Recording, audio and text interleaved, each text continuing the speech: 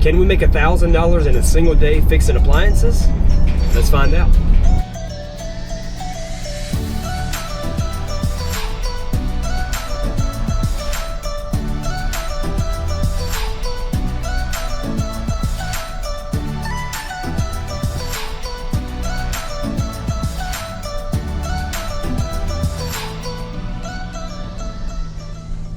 All right, we just finished up call number one. It was a GE washing machine that was making a squealing kind of noise, or like a whining kind of noise whenever the water valve would come on.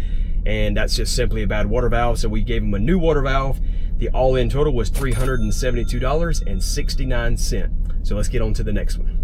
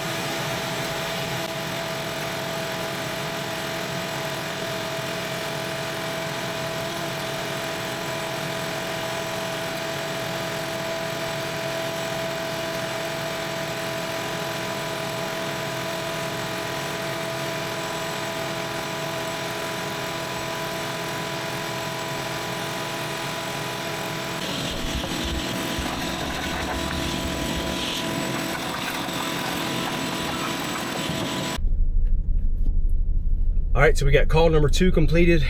It started out as just one dryer that he said was making like a bunch of rumbling noise.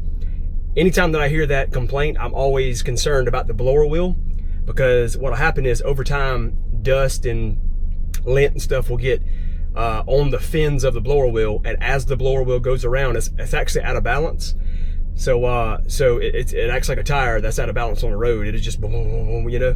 So that blower wheel gets out of balance, and it transfers that vibration throughout the whole dryer, and it just creates a bunch of rattling and just rumbling.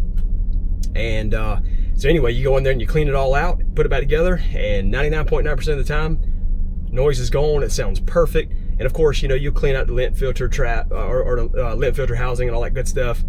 Do your due diligence, you know, make sure you clean out the inside of the dryer. You already got it tore apart.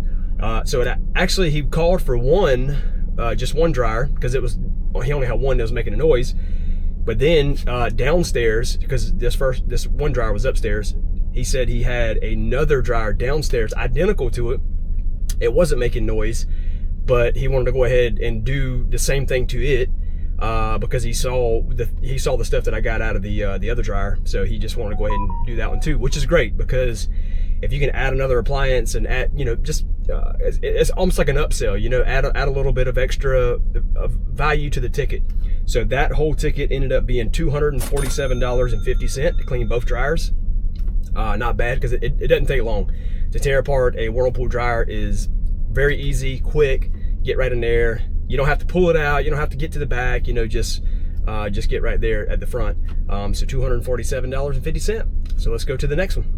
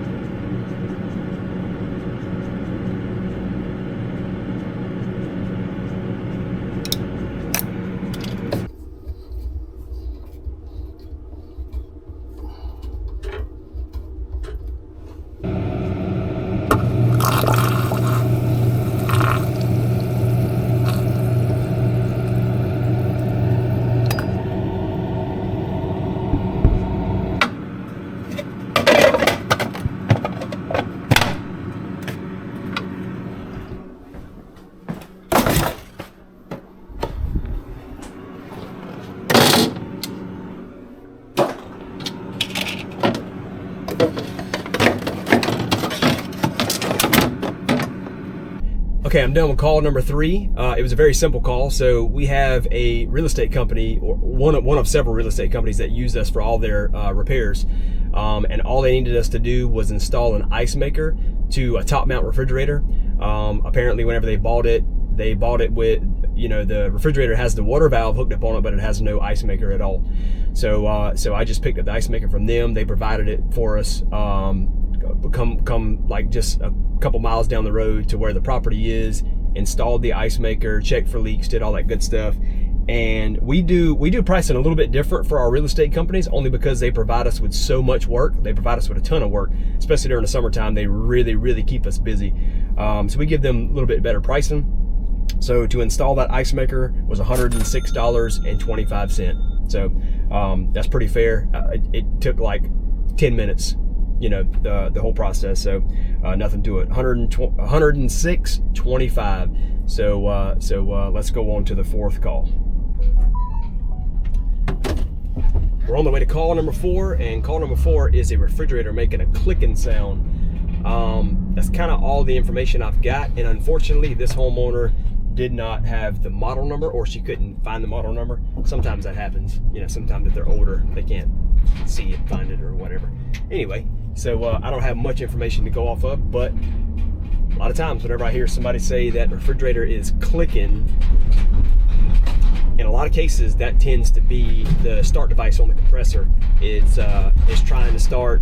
It'll try to start for 4 or 5 seconds, and then it clicks. And then after it cools down, after a couple minutes, it'll try again, and it just does it over and over and over again. So let's go over there and see what we got going on with this refrigerator.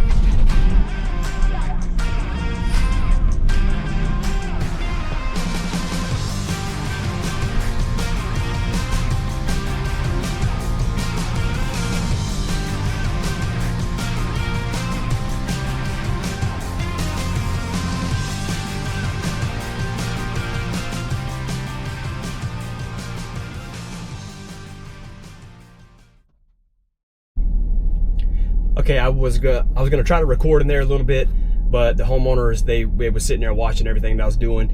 That does happen a lot. Some homeowners, they just want to see everything, which is okay. I'm fine with that. But I wasn't really able to pull out the camera and record. But it was actually a GE refrigerator that uses the WR55X10942 board.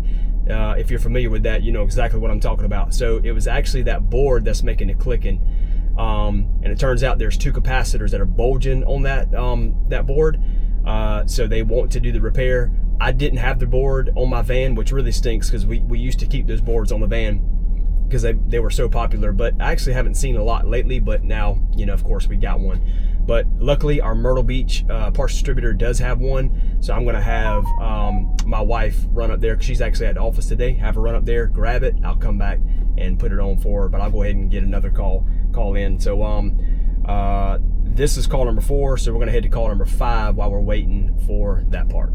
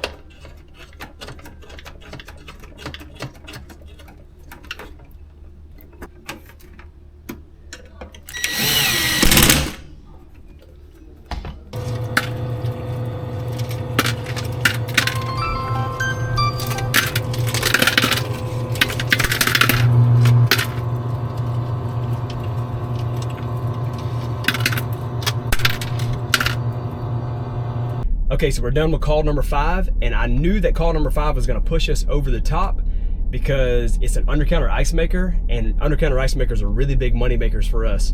And there's a lot of Undercounter Icemakers in the area that we serve, so we keep most of the parts, at least most of the common parts for Undercounter Icemakers. So that one, what was needed here is you've got this pressure, the dual pressure switches. One of them is for like whenever you get water in the tub, there's a tube that loops around and it's connected right here. I tried to show you a little bit in the house, but you know, it's kind of hard to record in people's homes and you know, them not get a little weird about it. But anyway, pressure tube comes over, and as the tub fills up with water, it'll apply pressure to this micro switch, which will turn the pump on, and then the pump will pump out the water. It'll stop, and it'll, you know, just kind of keep that circuit going. If something fails with this micro switch and it applies more pressure, it'll click over to this one, and then it shuts the whole machine down. That way it doesn't continue to produce ice. Well, we had a double whammy here. So this one was failing. It's kind of weird because this one never did the fail safe, even though the ice bin was full of water. Well, 4 inches of water, that's enough. That one never shut the machine off. It was still trying to produce ice. That's bad. But this one wasn't even triggering the drain pump to pump out the water. So this had to be replaced for sure. But this little guy, which is the water reservoir, and there's this, looks like a toilet bowl float. All right, it works just like that too. As the water fills up in this reservoir, the little bowl will float and it shuts off the water supply.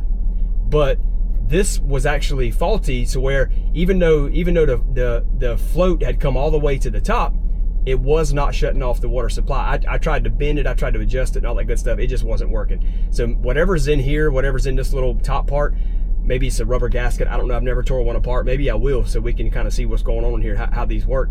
But it's not working. It's not shutting off the water supply, so it's continuing to slowly leak by. It's not a huge leak, but it's enough to where it, you know, filled up that ice bin full of 4 inches of water. So even that had to be replaced. Anyway, so we replaced both of those for an all-in total of $776.97. So I knew that one was going to push us over the edge. Really love Undercounter Icemakers. They're a huge money maker for us. So that's call number 5. My wife should be on the way back with the main control board for call number 4. So we'll probably go hit that again because we still have, at least at this point, we have 4 more to do, not including the call number 4. So we have to go back to get call number 4 and then 4 more after that. But we can do it.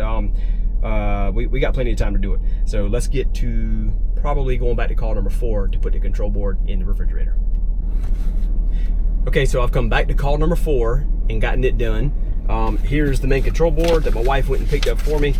And the camera probably will not pick this up, but well, for one, that's kind of crazy. Like, can you see that? The control board is like turning into a banana.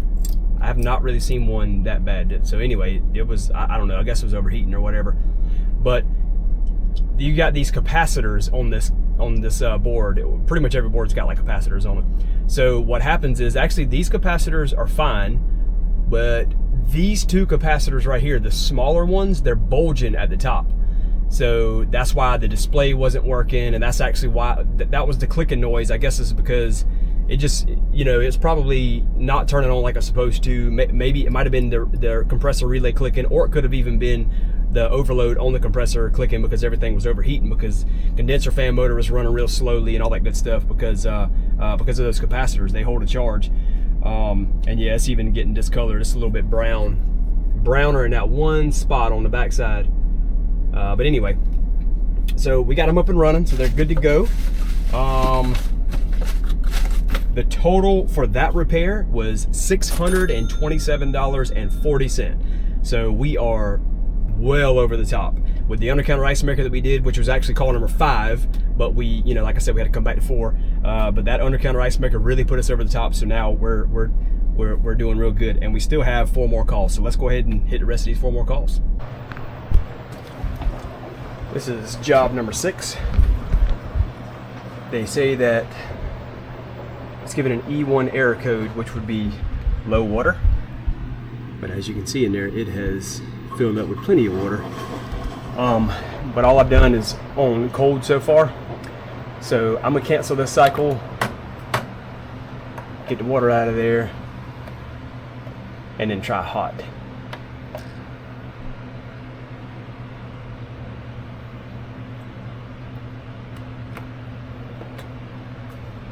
Better drain that water out.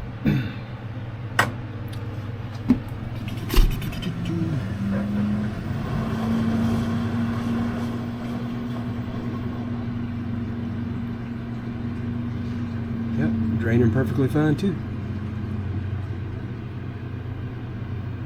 That's a sock in there.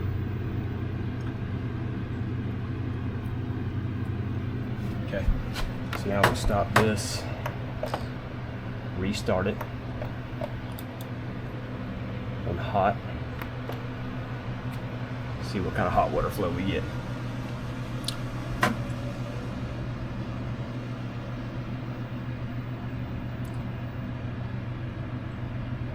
But anyway, I'll update you after this. I won't keep you on. Okay, so we finished up with call number 6. That was, I guess, you know, pretty much a bogus call because nothing, like the washer didn't do anything wrong. They said it was given an E1 error code, which means that it's got low water pressure. I tried it strictly on tap cold. That way you get full, you know, full cold. Good water pressure, filled up, you know, with adequate water level. Same thing, I restarted another cycle on hot. Same thing, good water pressure, filled up. I let it run for a little while just to even like just watch and see if anything would come up. Nothing came up, no error codes. It washed like it's supposed to, drains like it's supposed to, everything worked like it's supposed to. So that was actually a rental. People are renting that house out, and that's just kind of one of those things. Like sometimes it's bogus, which I mean that doesn't matter to me. Whatever, I'm happy to check it, and you know that was a $99 service charge, so whatever. But some of those calls are just bogus, and unfortunately, some renters, since they don't have to pay for the service charge, they don't care if they can't figure it. You know, if they can't like get it going or something, they don't even try. They just call. And because they don't have to pay for the service charge, and they feel like, well, they paid $1,000 for a couple nights or whatever, so they're going to get their money's worth. Kind of unfair for the person that actually owns the house, but what can you do? So anyway, that was call number 6, and we made $99 for the service charge. So we headed to call number 7. All right, I just finished up with call number 7. That was actually 4 appliances. That was two identical dishwashers with identical problems. They were ASCO dishwashers, the real high-end dishwashers. Both of them, control panel was not working. You could tell that the power buttons on both of them were like just not responsive. You know, all the other buttons you could feel them actually click, but this one it just feels like it's dead. You know, so whenever it gets into standby mode, you can't wake it back up. But whenever you unplug it and plug it back in, you can wake it back up. So got to be those control panels, because start button comes, or a power button comes with a control panel. So 2 dishwashers, 2 ASCO dishwashers, same exact problem. Undercounter Icemaker, they just wanted a clean light reset. Refrigerator, water filter, they want us to get a new water filter. So all that's, you know, fairly simple. The most difficult part was the 2 dishwashers, but we got that squared away. We'll have to order parts for those 2 dishwashers. So all I collected today, or all we charged for today, was the service charge, which we do the first one at $99, and then we give them a break on the others since we're already there. So today our charge was $169 for this call. So now we're done with number 7. We're gonna head to number 8, and we actually have 2 more, so we'll have 8 and number 9. Call number 8 is done. It was a Bosch washing machine that's not spinning like it's supposed to. Put it in service mode, got some error codes out of it. Turns out it's gonna be a motor control unit. With the age of the unit, cost of the control board, and you know, cost to repair, all that good stuff, they decided they're not going to fix it, so they're just going to purchase a new washing machine. So I collected the $99 service charge. Didn't take long, so now we're on our way to the last call number 9. So that's added another 99 to the tally for today. All right, so I just finished the last call. It was a Whirlpool refrigerator that wasn't cooling. The freezer was doing okay, but it wasn't freezing like it was supposed to, and the fresh food compartment was really suffering. And all it was an evaporator fan motor. I tested, made sure it had power. It did have power, but it's just seized up and it's not working. Unfortunately, I do not have that evaporator fan motor, which really bums me out because I would like to have been able to get him fixed up, but also being able to have a first call complete. First call completes are always the most profitable. But we just collected a $99 service charge for today, so that's the last call. That's my 9th call, last call, and gives us an all-in total for all 9 calls today, $2,596.81. And yes, for all of you negative naysayers, I know you're going to say, well, that doesn't include parts costs, that doesn't include wear and tear, all this good stuff. So I already did the math for you. Okay, we have parts cost of $472.36. That's total parts, and I calculated insurance for the van, workers' comp, general liability for one person, fuel, because I burned a half a tank today, and that would have been about 10 gallons at roughly $3 a gallon. So if you total all of that up for one day, and I actually broke it down, so I totaled it up for a month, but then broke it down, divided that by 20. And the reason why I did that is 5 days a week. So 5 working days, 5 times 4 weeks. I didn't even do the whole 30 days. It would have made it even less if I'd have done 30 days, but I was fair. 5 working days. Still brought the total with fuel and insurance and all that good stuff, wear and tear on the van. I calculated that in there too, monthly, divided it by 20. Still, even all of that, it would cost us about $50 for one person in one van to run the van, the insurance, all that good stuff. So even subtracting that, we still made a profit, $2,074.45.